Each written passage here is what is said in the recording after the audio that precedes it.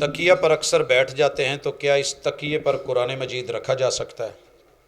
ایک بات یاد رکھیے بڑی اچھی طرح، بر صغیر میں ادب کم چونچلے زیادہ ہے،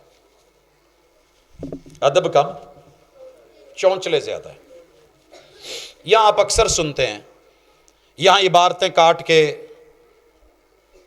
کلپ بنائے جاتے ہیں اپنی مشہوریوں کے لیے، اور نیچے بیٹھے جو ماشاءاللہ چوچے اور طوطے، ان کی جو کنڈیشن ہوتی ہے، ان بیچاروں کو کک کا علم نہیں ہوتا، لیکن اوپر اپنی رائے پاس کر رہے ہوتے ہیں۔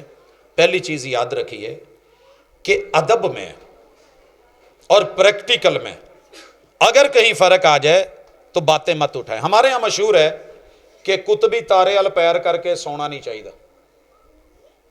قطبی تارے ال یعنی شمال کی طرف پاؤں کر کے نہیں، کیوں جی؟ پہلا قبلہ ادھر تھا، ٹھیک ہو گیا، یہ مطلب ہے پھر قبلے ال نو تسی ٹر بھی نہیں سکتے، جدو ٹرو گے تو پیر تے ادھر نے ڈکو۔ پھر ہم جب میت کی چارپائی اٹھاتے ہیں تو بڑے تکلفات میں پڑتے ہیں، سر جی بیت اللہ نو پیر ہونڈے نے، لہذا ادھر سر کر لو۔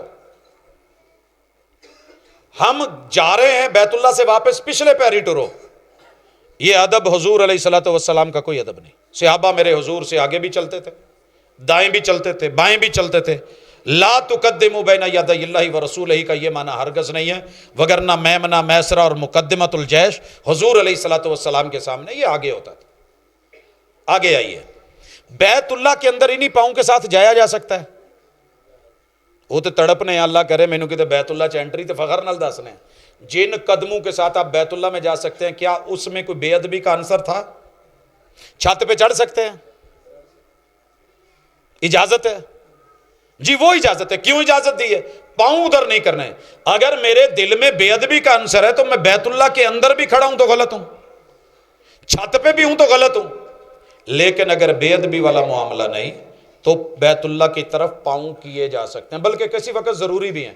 اگر ایک بندے نے بیٹھ کے نماز پڑھنی ہے، کرسی نہیں ہے، کیسے نماز پڑھے گا، کیسے بیٹھے گا؟ فقہا نے تو لکھا ہے، ذرا بیٹھیے گا صاحب، بیٹا تھوڑا سائڈ پہ ہوں، کیمرہ لگائیے گا، سیدھی کریں ٹانگیں آگے کو، یوں بیٹھا جائے گا۔ اگر بندے کے گوڈے گھٹنے فولڈ نہیں ہوتے، آلتی پالتی بھی نہیں مار سکتے، کیا کرے گا؟ ایک بندہ بیمار ہے، کیسے لیٹ کے نماز پڑھے گا؟ ذرا پیچھے کو لیٹ جائیے، سیدھا، بیٹا پیچھے ہوں جی۔ یہ سٹائل ہے نماز پڑھنے کا، حضور کے ہاں لیٹنے کا۔ یہ کرسیوں کا رواج، اس وقت کرسی تھی، وضو کے لیے کرسی منگوائی گئی ہے، لیکن سکھانے کے لیے، نماز کے لیے ایسے نہیں ہوا جی۔ اٹھ جائیں، ٹھیک۔ تو اب یہ پاؤں کس طرف ہوئے؟ قبلہ کی طرف۔ تو نماز پڑھنے والا اپنے دل میں کوئی بے ادبی کا سوچ سکتا ہے؟ تو نہیں۔ تو پھر ایسے خود ساختہ مت بنائیے۔ تکیے کے اوپر قرآن مجید رکھنا ہمارے ہاں ادب کا حصہ ہے، اس کو غلاف میں لپیٹنا ہمارے ہاں ادب کا حصہ ہے۔ جلد کے اوپر جو کاغذ لگا ہے، کیا وہ ادب کا حصہ نہیں ہے؟ کافی ہے۔ اور جن لوگوں کے پاس نہیں، میں نے شناکتہ کو دیکھا مدینہ منورہ میں، وہ پرانے ورق لے کے قرآن پڑھتے تھے۔ رسول اللہ علیہ وسلم کے اصحاب کھجور کے پتوں پہ لکھتے تھے تو کھجور کے پتے ہاتھ میں پکڑ کے پڑھتے تھے، ٹھکریاں تھی تو دیکھ کے پکڑتے تھے، اور اگر ان میں پتھر چپٹے تھے تو یوں ہاتھ میں پکڑ کے، کپڑے میں لپیٹ کے، باندھ کے، تنیاں اونچی رکھنا صرف یہ ادب نہیں۔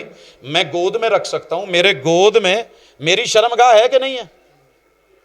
سارے کہتے ہیں جی بڑے ادب نال بیٹھے نا۔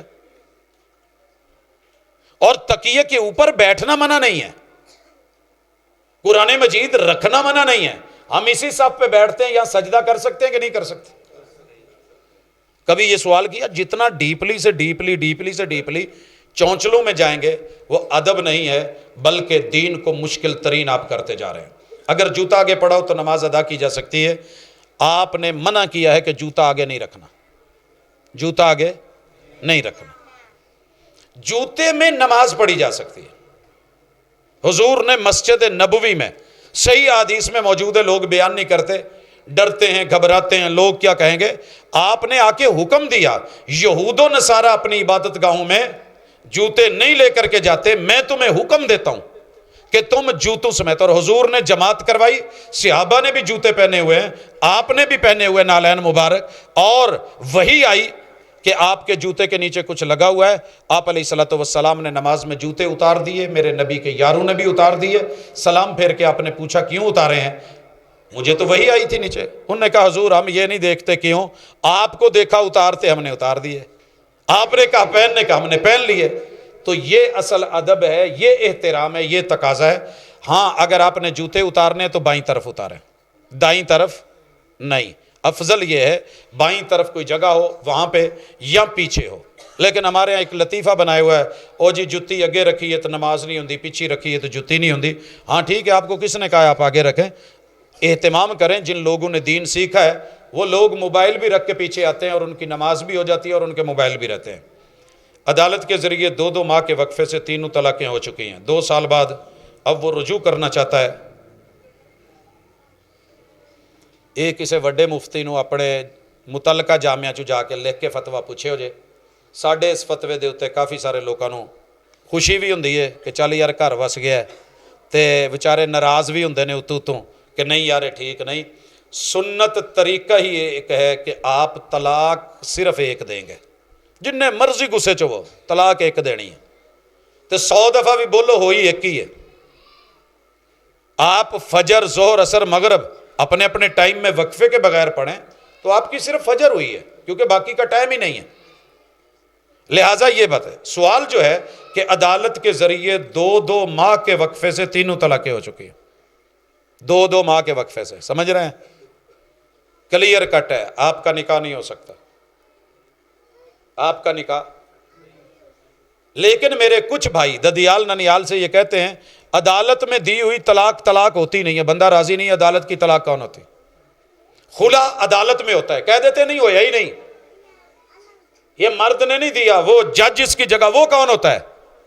اچھا نکاح ہو جاتا ہے عدالت میں، کوڑی منڈا ناس کے کلے ٹور جان، نکاح ثابت ہے، ولی نہیں ہے، حضور نے کہا ولی کے بغیر نہیں ہوتا نکاح، گواہ بھی جھوٹے ہیں، عدلین نہیں ہے، نکاح کر دیتے ہیں اوتے فائدہ ہے۔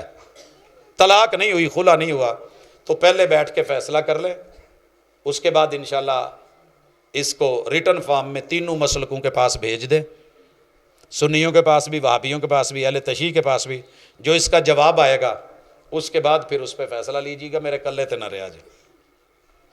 رجوع 3 ماہ کے اندر اندر ہوتا ہے، اگر ایک طلاق دی اس کے بعد 3 ماہ ٹائم ہے، رجوع کر لے، رجوع کر لیا بسم اللہ، نہیں ہوا نیا نکاح نئے گواہ، جہاں مرضی آپ، اگر کوئی اور جگہ نہیں اسی جگہ دوبارہ ملنا ہے تو آپ نیا نکاح کر سکتے ہیں، نئے گواہ، یہ ہے مسنون طریقہ، وہاں پہ اس طرح کی ضرورت نہیں آتی۔ دعا میں آپ کے واسطے یا وسیلے سے دعا، رسول اللہ صلی اللہ علیہ وسلم نے کیا کہا ہے؟ اذان سنو، جو مؤذن کہے ویسے کہو، حی علی الصلاۃ حی علی الفلاح لا حول ولا قوۃ الا باللہ بولو، اور پھر میرے لیے وسیلے کا، فضیلت کا اور مقام محمود کا سوال کرو، اللہم رب ہذہ الدعوۃ التامہ والصلاۃ القائمہ آت محمدا الوسیلۃ والفضیلۃ وابعث مقام محمودا۔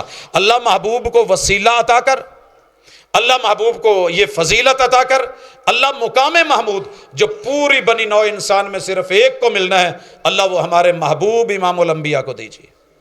جو یہ کہے گا میرے پہ درود بھیجے گا، اس کی شفاعت میرے لیے واجب ہو جائے گی۔